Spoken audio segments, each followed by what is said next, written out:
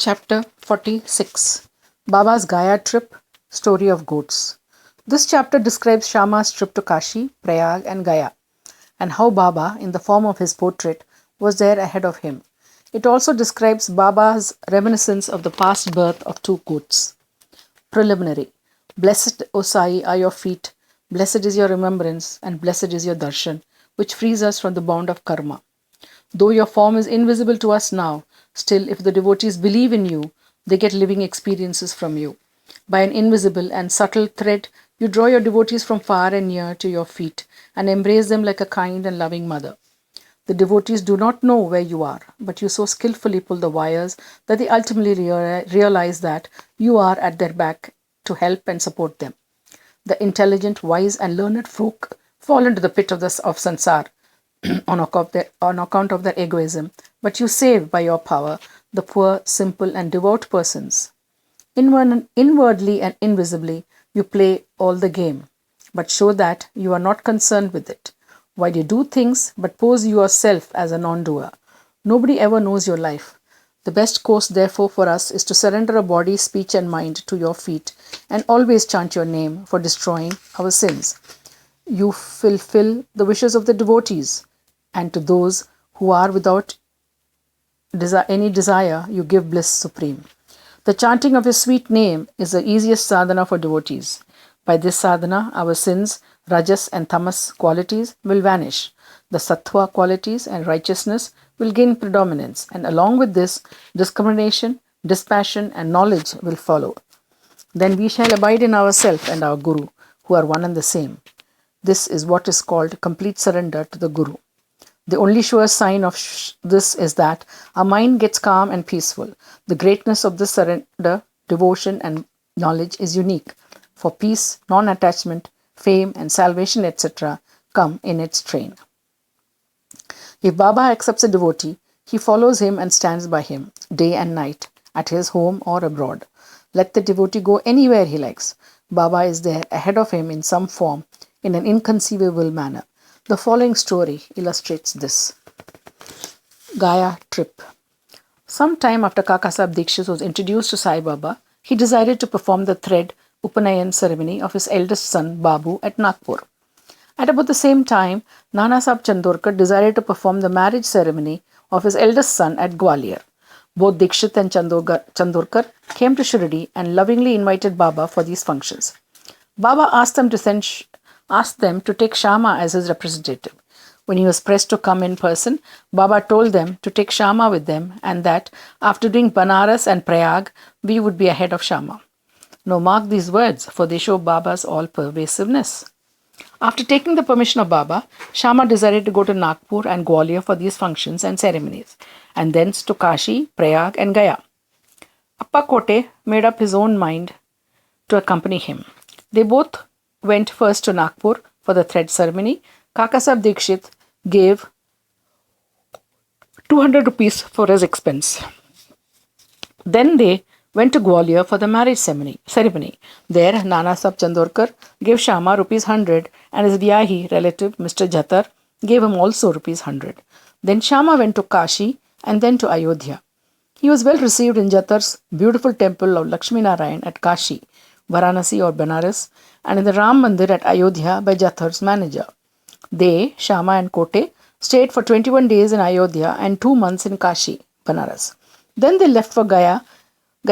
In the train, they felt a little uneasy on hearing that plague was prevailing in Gaya. At night, they alighted at Gaya station and stayed in the Dharamshala. In the morning, the Gayawala, the priest who arranges for the lodging and boarding of the pilgrims, came there and said, "The pilgrims have already started. You better make haste."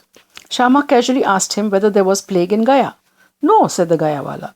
"Please come without any fear or anxiety and see yourself."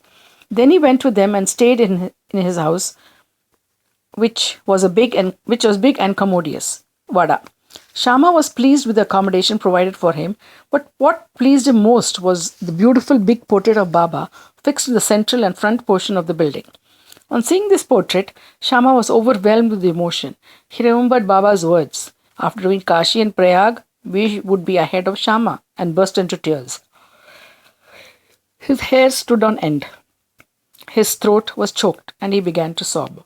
The Gayawala thought that he was afraid of plague prevailing there and therefore was crying. But Shama inquired of him whence he got Baba's portrait there.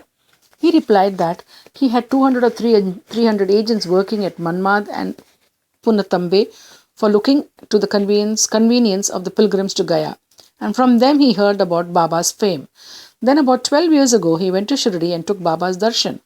There he was attracted by Baba's portrait hung in Shama's house, and with Baba's permission Shama gave it to him. This was the same portrait. Shama then remembered this former incident. The Gayawala's joy knew no bounds when he learnt that the same Shama who obliged him before was his guest now. Then they both exchanged love and service and were most delighted and happy. The Gayawala gave him a right royal welcome. He was a very rich man.